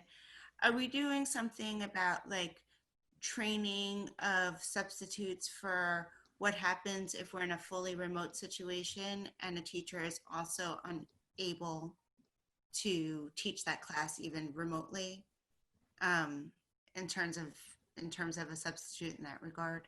Yeah, Maria, do you want to speak to that? Yes, in fact, we've actually already started that. We had a number of our building subs, actually all of our building subs in the spring were trained in the different platforms that we used in the spring session so that they could step in if they were needed. In addition to that, they had access to all of the training modules that we provided for paraprofessionals and many of the ones that we provided for certified staff. And so a number of the building subs that are returning to us already have a good amount of professional learning that they're returning with. And we're going to increase that by giving them access to a number of the modules that we have for this year, in addition to some Schoology training, and some other things. So that's already underway, and we're feeling very good about the training that many of our substitutes participated in the spring. Can I ask the flip of that? If we go remote and find out that we don't need all of these positions, I know we talked about this previously about the custodians, about making them temporary. Is there any way to make any of these positions temporary as well? Yes. Yes, we can do that. I mean, I think, you know, if we go entirely remote, you know, this is a challenging, it's something that's very difficult to predict for, because one of the reasons that we want to have building subs is that they're available to step in at any moment. And I think the better the training we provide, the more likely they're going to be able to provide a high quality product and experience for the students. Many of our substitutes, well, not many of them, but a number of our building substitutes are certified teachers. And so again, we want to have them on hand if teachers are not available to provide even remote learning. We have to be prepared for teachers who may become sick or whose family members may become sick and are not able to teach. So I think, you know, if we did that, we would want to have some that are year-long building subs that are guaranteed the position for the year. And what we might do is hire some additional building subs, maybe these additional positions that we're discussing this evening, for perhaps a 4-month period as a trial basis, and then make a decision about what the long-term commitment would be. Okay. It's a really big number. I don't mean just each individual. I'm looking at the overall number is a huge number. And if we don't get funding from FEMA and state, like, we're on the hook for a lot of money. Yes, this has been an expensive proposition all the way through. I mean, I get it with, I don't know, I get it with world language, right? I mean, kind of, but not, maybe not really. I get it. Like, if we're in the building, you need to social distance, but if we're back at home, can those classes then, it doesn't help with continuity with the same teacher, but can those kids then split with the other teachers? I'm just trying to think of other options. Yeah, I don't know with the certified. I don't know that we would do that. I mean, certainly we can, you know, we can go back and kind of talk about those possibilities and, you know, come back with some further thinking. But just thinking about the student experience and creating opportunities at the outset for students to you know, connect and bond and form relationships with their students, teachers rather. And then I guess the other piece there is just as we're trying to attract, you know, really good high quality candidates. I don't know what the pool would be like if we said, well, maybe you'll have a job, but, you know, it could go away, and if we flip to full remote. So my experience has been that, you know, particularly certified staff are looking for, you know, at least, you know, year-long commitments. Right, which I understand. I mean, I guess the same thing with Jim too. Yeah. It's, we go remote. And we hire them, and no matter what happens, they're on board for the full year. So that's, it's not a, we are not hiring them as a temporary role. Well, it's, I think for the, you know, the proposal as I've laid it out, you know, at least for the world language teacher, the PE teacher, the kindergarten teacher at Miller Driscoll, my recommendation would be those are year-long appointments. You know, Maria's comment a moment ago about, you know, setting up a different construct for some of the building subs. I think that's something that we should look at really pretty carefully, and that might give us some of the wiggle room, you know, you're wondering about. And is there a way to reach out to our community also and find out how many kids are actually coming to school before we start hiring? I know that it's a tricky question too, right? Because you don't, people could say they're not coming, then decide to come, and then you're kind of in a pickle. But the good news is we're gonna survey next week, and so you know, I can't imagine that we'll be in a position to have people in place by a week. So perhaps, you know, that'll be serendipitous, and we'll have a set of numbers that might you know, preclude us from needing to make some of these hires if the numbers are of in-person attendance aren't what we're anticipating. So for tonight, we're looking at possibly approving everything except the campus supervisors and the paraprofessional. Am I right? At the high school there, at the bottom two. Yes. Okay. It would probably help me at least to have a little bit more information. I know you're not asking it for this week, but I would feel more comfortable about campus supervisors if I heard a little bit more about the need. And I'm kind of looking at the building subs, and they are relatively speaking, inexpensive. It's relative, right? But you know, could you hire more building subs for some of the campus supervisor positions? I think we have to look at the work and the responsibilities. Sure. Okay. Maria, wait, and maybe we come back to that if that's okay. We'll you know, ask. Yeah, we're not gonna. Yeah, we don't have to dive into that tonight, but it's just a question. Some of them seem a little bit more affordable than other positions, but I think we all understand, and we have known for a while that we were going to get additional staffing requests, and so. Okay, but you know, again, we're a little bit, you know, not surprised, but stunned at the figure, you know, when it's right in front of you in black and white. Deborah, I move that we support, you know, this position, and I think we need to trust Kevin and his staff. Kevin has always demonstrated a great deal of fiscal responsibility and control and constraint. This is worst case scenario.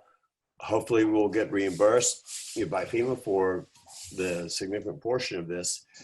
But if he says it has to happen, then this is what he needs to do the job he's been charged to do. So I move that we support this and move forward.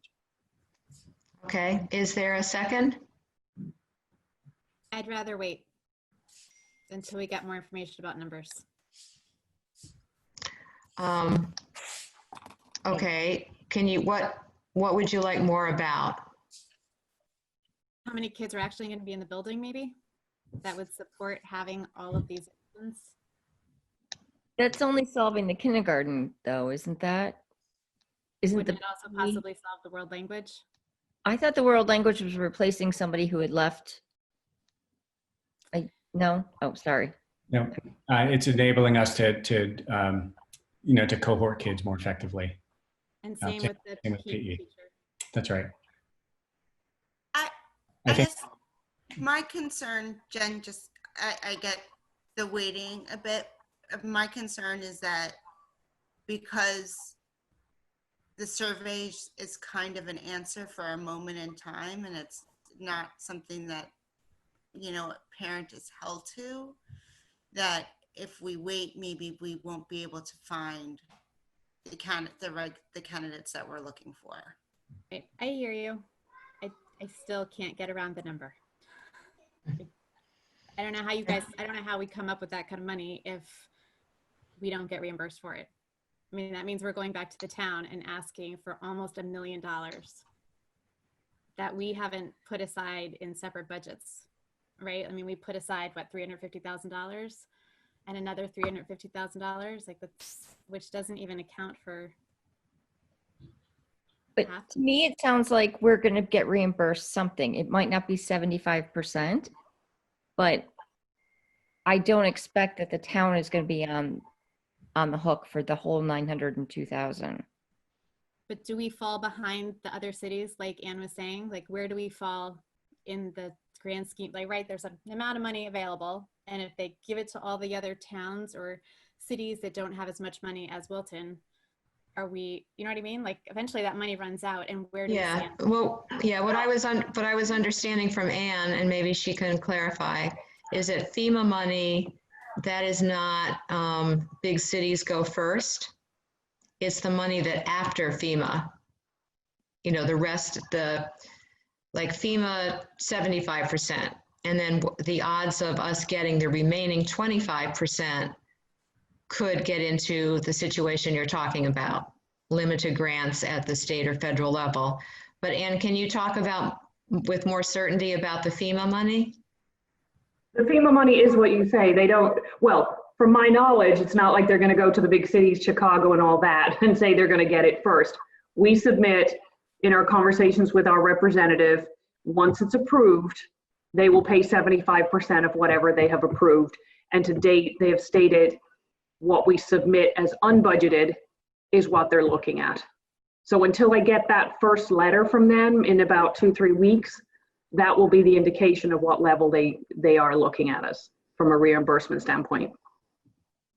And we can't wait 3 weeks to vote on this. No, we could ask that things, that we sign contracts as late as possible. Yeah, here's something to consider. I think, in considering this list in action tonight, I think the addition of the temporary custodians is essential because we're going to need additional staff to clean high touch areas. Those high touch areas are going to be high touch whether you have all kids in or half the kids in. And so as I talked to Jose about, whether this was still a need in a hybrid setup, the answer was yes. The only time it would not be a need is if we're in full remote. But I think we have to plan for students being back in the buildings in some capacity. Additionally, I think the 2 SPED paraprofessionals are important. That's budget neutral because Andrea has committed to finding funds within a couple of her other lines in that budget. So I would say tonight, if it helps, perhaps take action on those 2 staffing requests. I think we should go ahead for positions, and it'll take us a week plus to work through an application process, form a pool, conduct interviews, et cetera. And then I think we can meet Jen's desire to have a clearer picture of how many students are going to be in the building. And then we can hold that up against some of these staffing requests and just see what further insight we develop. Okay, so you're asking to approve the custodial staff additional at 7.0 for 400,000 approximately, plus the 2 SPED paraprofessionals, which is, that's not COVID related. Am I right? Is that just a matter of special ed student placement? Correct. Yeah, so the COVID additions it's just the $400,000 in temporary custodians. Okay, so Glenn, there was not a second for your original motion. Nope. So I will, I will withdraw my original motion. Okay. And resubmit that we do approve the additional custodian commitment because we've got to get those guys hired and get them ready at $400,000. Okay. Okay. One question about the temporary, just so I'm sure, is if we go fully remote, that they were on some sort of a temporary contract, that at some point if we go remote, or is it just after 4 months we decide if we're keeping or not keeping? Like So what they're in March? they would be on temporary contract. So and that's 120 days essentially. But really, if we didn't need them in 90 days, we wouldn't be required to keep them on if we no longer had the need to have them. This is truly, it's temporary work, the same way that we post for temporary work in the summers when we need positions for additional summer work. So this is not the same type of commitment that we would have to other positions. Okay. Okay, I truly, I'm not trying to be difficult. I hope you guys understand that. And I'm not trying to say that we shouldn't socially distance and have these people in place. It's just the number that's concerning. Nobody's saying you're difficult, Jen. Honestly, No. Nobody's saying it. Nobody's thinking it.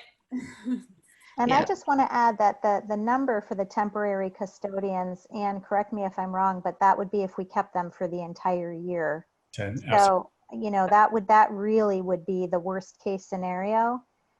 If we, our plan would be to monitor the situation very, very closely.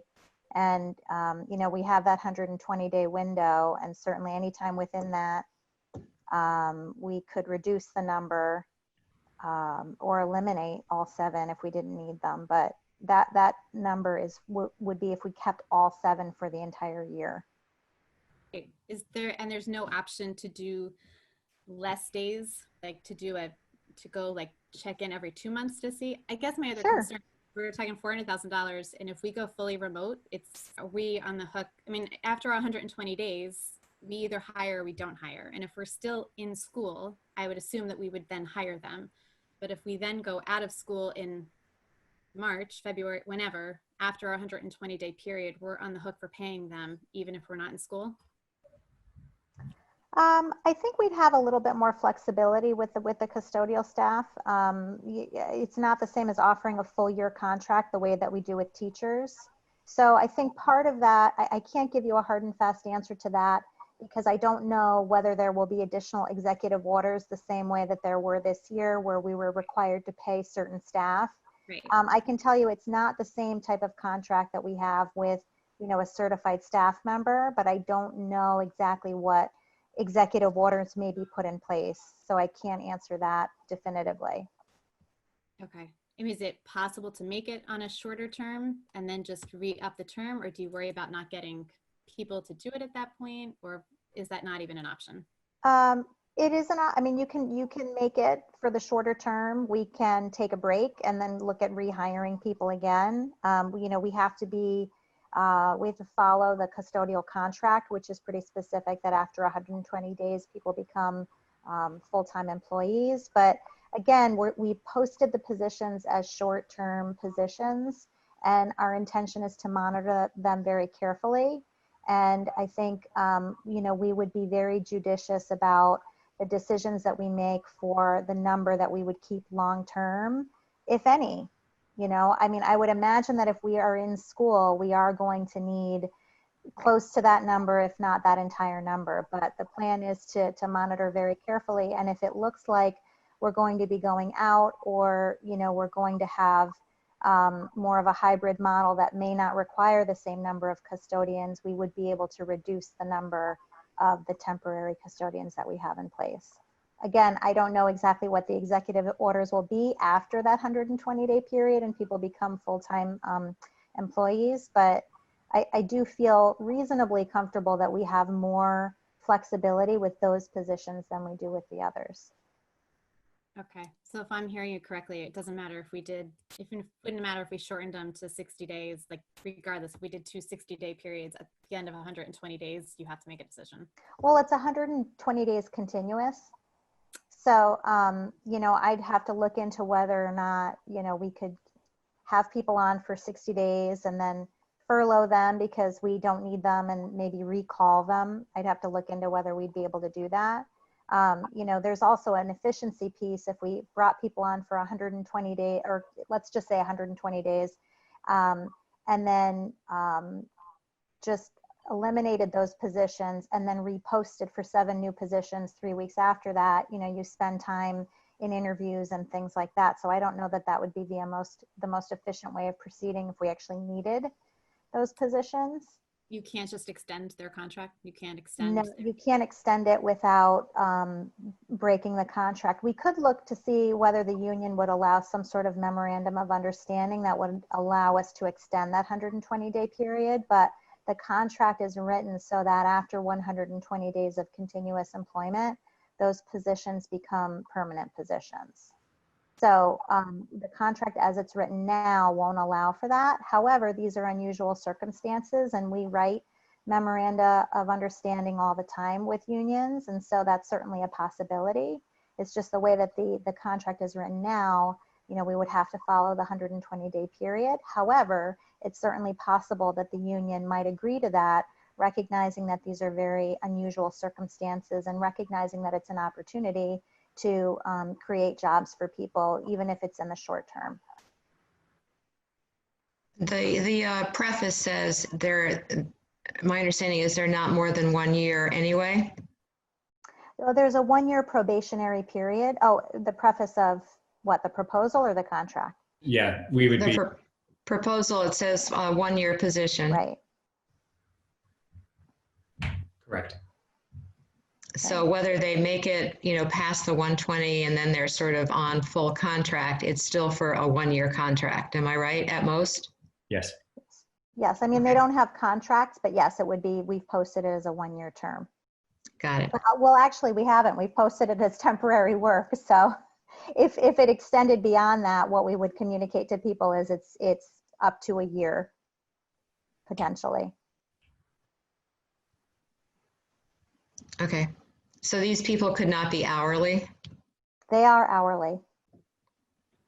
They're hourly. Yes, they are hourly employees. I believe that the number that Ann calculated is just their hourly rate times 40 hours times the number of weeks that they work over the course of the year.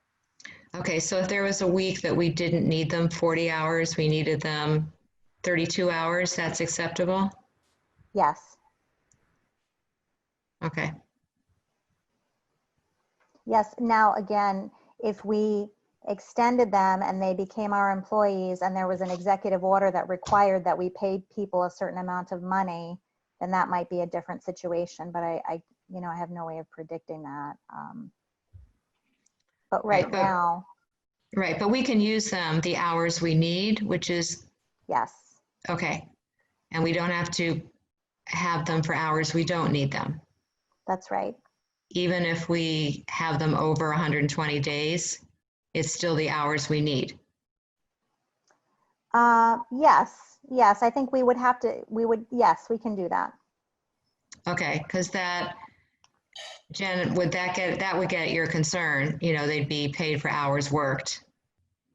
I think so, right? So even if we missed, right, you get over your 120 days, then beyond that, you're only paying for the hours that they're actually working, which means if we're not in the building, we're not paying them anyway. Right. Except for if there's an executive order that requires that we pay what their typical work week is. I'm sorry to keep bringing that up. I just want to be sure that I'm not misleading you. No, you're not. But if it's really for hours worked, then I think that gets at the concern about overstaffing. Right. Okay. Maria, I need a crystal ball. That would help me a good lot. I know. Don't we all? Don't we all? It's right. Okay, well, let's move this along. There was a motion for 7.0 temporary custodians for next year at $400,000 approximately. Understanding now some of the ins and outs of the contracts and potential executive orders. So anyways, to Glenn's motion, is there a second? Sorry, I second. Okay. So we're just right now, it's the temporary custodians. I realize that. So we'll do the SPED paraprofessionals separately. Is that okay, Kevin? Okay. All right. So it's been moved and seconded to approve the 7.0 FTE temporary custodians at up to $400,000. Is there any further discussion? All right, all in favor, please signify by saying aye or raising your hand. Aye. Aye. I'm sorry, there's just one aye for me. I'm sorry. Any opposition? Okay. Any abstentions? Okay, that sounds, again, I can't see everybody on screen, but it sounds that's unanimous. All right. Let's talk about the SPED paraprofessionals. This is not COVID related. This is student specific to their placement needs. However, this is non-budgeted, but Andrea feels that through reallocating money, it would not necessarily go over budget. Am I right with that? You are. Okay. Is there a motion to approve that? I make a motion to approve the 2 SPED professionals. Okay, thank you. Is there a second? I'll second. Thank you, Glenn. All in favor, say aye. Aye. Any opposition? Any opposed? Any abstentions? All right, that too is unanimous. So we'll come back at our next meeting and dig deeper into world language, PE, kindergarten, building subs, cafeteria aides, campus supervisors, and a paraprofessional. Okay? Yes, thank you. All right, no, thank you. All right, that's the end of our action items. You can see that there are more board meetings coming up. Kevin, do you want to keep it going weekly? Do you know yet if you need, which ones you want? Let us know. I'd like to propose that we do not meet next week, but we plan to meet the following Thursday. And then that'll give us 6th. And we'll revisit some of these staffing. We'll have more information from our parents and families, and we'll have quite a bit more details in terms of our building action plans to share and publish. So we'll meet again on the 13th. Is that what you're saying, Kevin? That is. No, August. I thought August 6th. No, week after. It is next week. All right, the 13th will be our next meeting. Correct. Okay. All right. So no August 6th meeting. Correct. No, you don't need it? No. Okay. We are not having a special meeting August 6th, but we are having one August 13th. Okay, Yeah. Perfect. All right, comments from the public. Lucille, any emails? No, there aren't any emails. Was that a no? No, yes, it's a no. There are no Okay. emails.